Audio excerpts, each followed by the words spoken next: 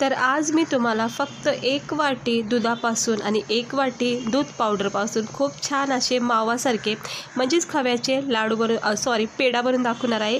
बनवायला इतके सोपे आणि खायला मात्र अगदी हलवाईसारखे हे पेढे तयार होतात। खूप झटकेपट आणि खूप साध्या सोप्या पद्धतीने मी तुम्हाला आज हे पेढे बनवून दाखवणार आहे। सणासुदीचे दिवस जवळ आले आहेत, घरच्या घरी तुम्ही ही मिठाई म्हणून खाऊ शकता।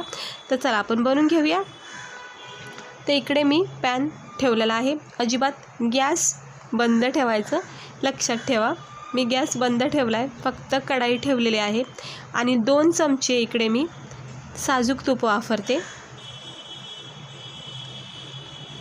आणि आता आपण काय करायचं, 1 कप फुल क्रीमवालं दूध घ्यायचं, गरम करायचं, तापून घ्यायचं आणि मग थोडंसं थंड करून हे दूध वापरायचं।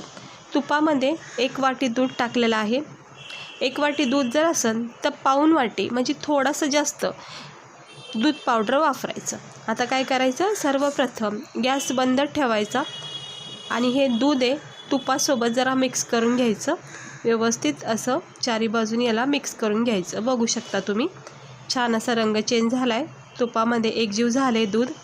आता आपण पाऊण वाटी जे दूध पावडर घेतले, मिल्क पावडर घेतले, त्याच्यामध्ये टाकून घ्यायचं गॅस बंद असतानाच। कारण की हा दूध पावडरचं ना कॉर्नफ्लॉवरसारखंच असतं, अगदीच गरममध्ये जर तुम्ही टाकलं ना तर खूप मेल्ट होऊन जाईल आणि व्यवस्थितपणे मिक्स होणार नाही। त्यामुळं ना गॅस बंद करून सुरुवातीलाच हे मिक्स करून घ्या दुधासोबत। हे असं ह्याच्या गुठळ्या ना मग गरम असताना ना व्यवस्थित आपल्याला मॅश करता येणार नाही, तयार होणार नाही खवायचा। त्यामुळं अगोदर सगळं हे मिक्स करून घ्यायचं दुधासोबत। हे बघू शकता, हे अशा प्रकारे ना गॅस चालू असताना होऊ शकत नाही मेल्ट, जसं आता होतं आहे ना तसं नाही होणार। आता काय करायचं, याच्यामध्ये थोडंसं इलायची पावडर टाकते। इलायची असेल अख्खी तर त्याचा कूट करूनसुद्धा टाकू शकता किंवा जायफळ पावडर वगैरेसुद्धा टाकू शकता। आता मिक्स करून घेते आणि अजूनही मी गॅस चालू केलेला नाही आहे। सगळं हे साहित्य मिक्स करून घ्यायचं। बघू शकता दुधासोबत मिल्क पावडर किती छान असं मिक्स होत आहे, जे गॅस चालू असताना झालं नसतं। हे बघा मस्त झाले। आता आपण गॅस चालू करायचं, सुरुवातीला 1-2 मिनटं असंच मिक्स करून घ्यायचं। हे बघा आता मी गॅस चालू करते, तुम्हाला दाखवते। बघा तशी मी हा गॅस जो आहे तो चालू केला आहे आणि अगदीच मीडियम फ्लेम ठेवायची आणि छानपैकी याला मिक्स करवत राहायचं। अगदी आपण पिठलं वगैरे बनवतो ना, शिरा वगैरे, अगदी तसंच आहे। याला फक्त मिक्स करण्याची खूप गरज आहे चांगल्या प्रकारे। हे बघा गॅस चालू केलेला आहे आणि मंद गॅस ठेवलेला आहे आणि ह्याला सतत असं मिक्स करत राहायचं। थोडा वेळ जातो, म्हणजे जास्तीत जास्त फक्त 5 मिनटं जातील मिक्स करताना, पण छानपैकी हा घट डो तयार होईल। बॅटर छान जाम होऊन जाईल। हळूहळू थोडासा हात जर तुमचा थकला तर थोडा वेळ तुम्ही आरामसुद्धा करू शकता आणि दुधाला असं स्लो गॅसवर ठेवू शकता। हे बघा जसं जसं वेळ जातो ना तसं तसं ह्याच्यामधला घटपणा तयार होतो, ह्याचा खवा जो ना बनला जातो। हे बघू शकता, अगदी मंद गॅस ठेवला आहे आणि 2-3 मिनटं झालेले आहेत मला हे दूध आणि खवा मिक्स करून। अजून 2 मिनटं मला हे मिक्स करायला लागणार आहे। 5 मिनटं तरी तुम्हाला याला वेळ द्यायच लागणार आहे छानपैकी पेढे बनण्यासाठी। हा पेढा तुम्ही फक्त दुधापासून सुद्धा बनवू शकता। जिकडे मी मिल्क पावडर टाकलं आहे तिथं फक्त 2 लिटर दूध 1 लिटर दूध वापरू शकता आणि मिल्क पावडर फक्त स्वादासाठी 1 चमचा टाकायचा। तर बघू शकता जसं जसं वेळ गेला तसं तसं हा बॅटर बघा किती छान घट्ट झालेला आहे। खवा आपला दुधाच्या पावडरचा तयार झालेला आहे आणि सुंदर असा हा डो तयार करून घ्यायचा। अगदी स्लो गॅस ठेवायचा, नाही तर काय होईल खाली अगदी चिटकून जाईल, मग काही उपयोग होणार नाही। पेढे तर बनणारच नाही, पण सगळं वेस्ट होऊन जाईल। त्यामुळं स्लो गॅसवरच सगळी फ्लेम प्रोसेस करा। सुरुवातीला दुधामध्ये आपण हे मिल्क पावडर टाकल्यामुळं अजिबात चिकटपणा जास्त झाला नाही आणि व्यवस्थितपणे हा खवा तयार झाला आहे। आता मला मिक्स करून साधारण 5-6 मिनटं झालेत। परफेक्ट तुम्हाला मी अंदाजा सांगते, 6 मिनटामध्ये तुमचा हा खवा तयार होणार। बाहेरून खर्च करण्यापेक्षा ना घरच्या घरी तुम्ही हा बनवू शकता। हे बघू शकता किती छान असा हा खवा तयार झाला आहे। हे असं चमच्याच्या साहाय्याने हे लगेच निघलं जातं आणि आता आपण काय करायचं, ह्याला थोडा वेळ फ्रीजमध्ये ठेवायचं। कारण की काय होतं, हा नरम आहे, सध्या गरम आहे आणि मेल्टी पण आहे सध्या, त्यामुळं आता बघा फ्रीजमधून काढे मी 15 मिनटं फ्रीजमध्ये ठेवल्यामुळं थोडासा याच्यामध्ये कडकपणा तयार झाला आहे. आता हे सगळं झाल्यावर आपण इकडे टाकणार आहोत पिठी साखर, ज्याला आपण शुगर पावडर बोलतो, ती आपण इथे टाकणार आहोत. तर मी पिठी साखर जरा मॅश नाही केली, मॅश करून टाका तुम्ही, अगदी पावडरसारखी मस्त सुकी सुकी ड्राय वाटण तुम्हाला मस्तपैकी.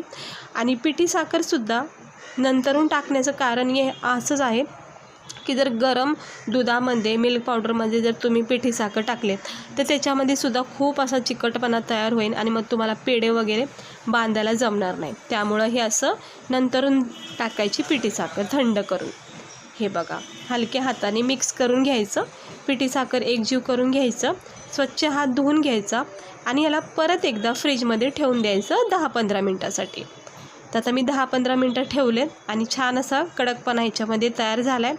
हाताला तूप लावायचं थोडंसं आणि छोटे छोटे जशी पण तुम्हाला पेढ्याची साईज हवी ना तेवढी घ्यायची. हे बघू शकता, हे असं थोडं थोडं घ्यायचं आणि परफेक्ट असं हे पीठ तयार झाले आणि छान याचे गोलाकार करून असे पेढे बनवायचे. खूप सुंदर टेस्टी पेढे लागतात, तुम्ही नक्की एकदा ट्राय करून बघा. हे बघा मस्त किती छान नरम सॉफ्ट आपले पेढे होत आहेत, कुठेही तुटत नाही, चिटकत नाही हाताला, अगदी छानपैकी झालेले आहेत. बघू शकता याचा टेक्स्चर किती मस्त झाला आहे. हे असे पेढे बांधून घ्यायचे सर्व, थोडे थोडे घ्यायचे, हाताला तूप लावायचं. आणि हे ओलसर आहे कारण आपण साखर मिळून ह्याला ठेवलेलं आहे. हे बघा मस्त झालं आहे. आता दुसरा करते आणि तुम्हाला दाखवते. परत एकदा थोडंसं अगदी थोडंसं तूप लावायचं, जास्त नाही लावायचं. आणि छोटे छोटे अशा गोळ्या घ्यायच्या. हलका हात जितका वापरताना तितके छान तुम्हाला पेढ्याला शेप देता येईल. घाई करू नका, नाही तर पूर्ण पेढा जो पीठ आहे ना तो मॅश होईन, हातावर पूर्ण पसरला जाऊ शकतो. हे बघा अगदी हलक्या हाताने हे असे गोल गोल असे लाडू बनवायचे आणि मग दाब द्यायचा, पेढ्याचा साईज द्यायचा. लहान मोठे जसे पण तुम्हाला आवडते तसे पेढे तुम्ही इथे करू शकता. बटर पेपरवर ठेवलं तरी खूप छान आहे. आणि असंच आता मी हे सगळे करून घेते. हे बघा सर्व झालेत. आता हे जितके झाले तुम्हाला मी दाखवते. हलक्या हाताने बनवायचं आणि प्लेटमध्ये सेट करून ठेवायचं. तर इकडे बघू शकता हे 5-7 पेढे मी तयार केलेलं आहे सुरुवातीचं. आणि थोडंसं पीठ उरले ते मी साईडला ठेवून दिले. याच्यावर तुम्ही आवडीनुसार काजू, बदाम, पिस्ता जे पण तुम्हाला आवडेल पेढ्यावर गार्निशिंगसाठी ते तुम्ही इथे लावू शकता, सेट करू शकता. थोडंसं केसरचं पाणी, केसरचे धागेसुद्धा तुम्ही याच्यावर लावू शकता. काजू, बदाम खूप छान वाटतं, सजू शकता मस्त. रक्षाबंधनसाठी आपण हे सणासुदीला छानपैकी असे पेढे तुम्ही बनवून खाऊ शकता. आता मी याला थोडा वेळ अजून 5 मिनटं ठेवणार आहे कारण ह्याच्यामध्ये कडकपणा तयार होईल. हे बघा 5 मिनटानंतर मस्त झालेत पेढे. पण याला अजून थोडा वेळ द्यायचा. जितका छान वेळ देतात ना तितके मस्त याच्यामधला कडकपणा तयार होईल. कारण हे झाल्या थोडेसे तुम्हाला नरमच वाटणार, तर थोडे याला कडक होऊन द्या. बघू शकता तुम्ही मस्त पेढे झालेत. आता मी काजू बदाम वगैरे काय आणलं नव्हतं म्हणून मनुके होते ते सेट केलेत, पण तुम्ही याला आवडीनुसार सजू शकता. हे बघा किती छान दिसतात आहेत मस्त. घरच्या घरी असे हे पेढे नक्की ट्राय करा. आता सणसुद्धा आपले जवळ आले आहेत, गणेश चतुर्थी, रक्षाबंधन. बाहेरून खर्च करण्यापेक्षा तुम्ही घरच्या घरी अशी खव्याचे म्हणजेच दूध पावडरचे पेढे नक्की एकदा ट्राय करून बघा. भरपूर क्वांटिटीमध्ये करून तुम्ही फ्रेंडलासुद्धा देऊ शकता आणि असं पूजासाठी सुद्धा तुम्ही प्रसाद म्हणून बनवू शकता. आणि रक्षाबंधन, गणेश चतुर्थीसाठी तुम्ही हा नक्की ट्राय करून बघा मिठाई म्हणून.